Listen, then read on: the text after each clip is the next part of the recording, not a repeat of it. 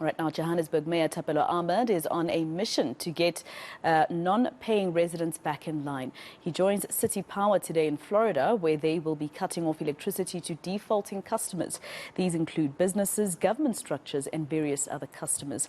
Meanwhile, the rest of the country is jumping between stage 5 and 6 blackouts, courtesy of eSCOM, of course. Let's go to our senior reporter, Aviwe Mtila, who is on the story for us, and he joins us now live. Aviwe, the mayor was sworn in on Monday, so today is what, day 3 at the helm, and he's already on this mission. What is he telling you so far about what he's seeing?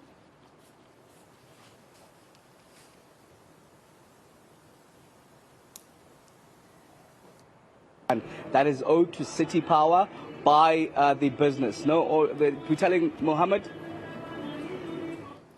Sorry, Maseko, I'm not sure if you can hear me. I can hear you, Aviwe. I was just being told can... that there's no audio, but I'm hoping you can hear me now. Of course, it's 1.9 billion rand that we are told is being owed to City Power by the residents and businesses around Rhodaport. So it's that cutting off the electricity connection to those that owe. But you wonder if it's actually a futile exercise or not, because one of the first businesses that we visited owed some 2.5 million rand.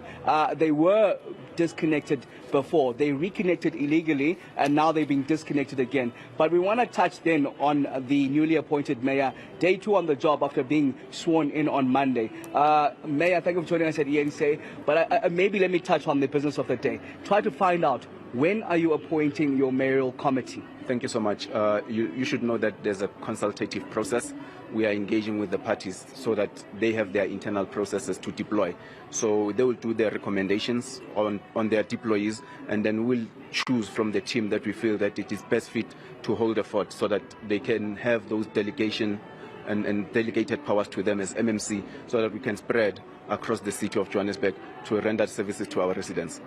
Is there a reason maybe for the delay? Because on Saturday, you seem to suggest that you wanted them to be sworn in alongside you, and that happened on Monday. It was just unfortunate that bigger parties didn't finalize their processes internally. So I rest assured that tomorrow the judge, the regional judge president, is available tomorrow. So today the names will be announced later today, because some parties, they still negotiating as well. And then as soon as that we close that, we'll announce the MMC's candidate. Tomorrow we're swearing them in, so that we can hit the ground running. Okay, maybe give us an idea of what we can expect. Is it a complete overhaul of the MMCs? Because, of course, we'd be expecting some of the work that's on the ground already to be continued with. What are we expecting? Are we expecting maybe some of them that are already there to be redeployed as the MMCs? It depends on the party entirely. You know, they will do their recommendation, but I will pick, and I'll also consult with the parties, because it's a consultative process, to say, okay, how about looking at this candidate, because this candidate has an experience. Can we mix that experience with newly coming MMCs? I think it's a discussion that we are willing to have. We need to also cover the demographics. We need to have young people there, the youth. We need to have women. They have to be empowered. So it's an open discussion.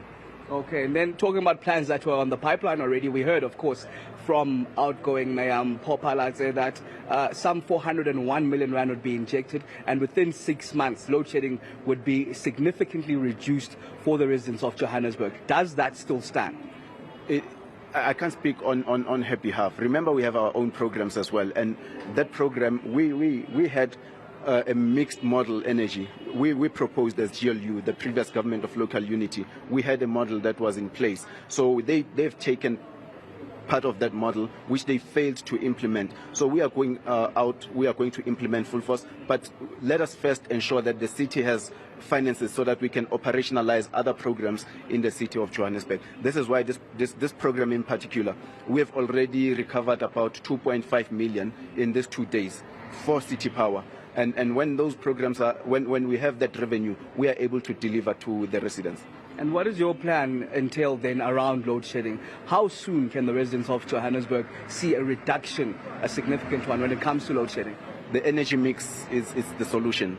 Energy mix is the solution. We also need to engage with ESCOM so that we can perhaps buy or lease from their infrastructure, so that the city can have an outright oversight and render services. Because once there's a separation of power in those two entities, it's going to be a problem. But if we are taking it from them, the infrastructure, we are able to take full accountability for the residents, on behalf of the residents, and if there's a backlash from the residents, we are able to take full control and full responsibility that, okay, as City Power, this is what is lacking internally. This is how we need to mitigate the crisis of load reduction or load shedding.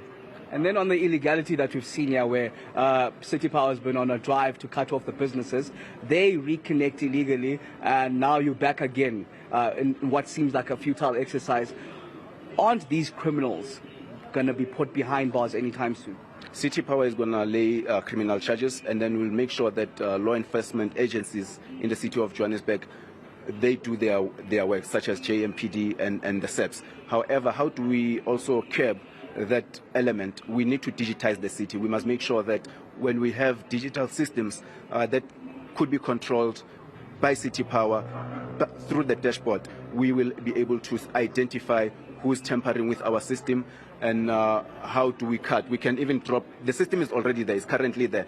It's unfortunate that the city doesn't have money, and hence why this has been my first priority, to make sure that we generate, to make sure that we recover the debt that has been owed. The residents has to pay for what they consume. Fortunately, they are complying. Fortunately, they are compliant. It's a progressive program. It is unfortunate that some of them, they just needed an iron fist. This is why we had to come out and cut to cut those services.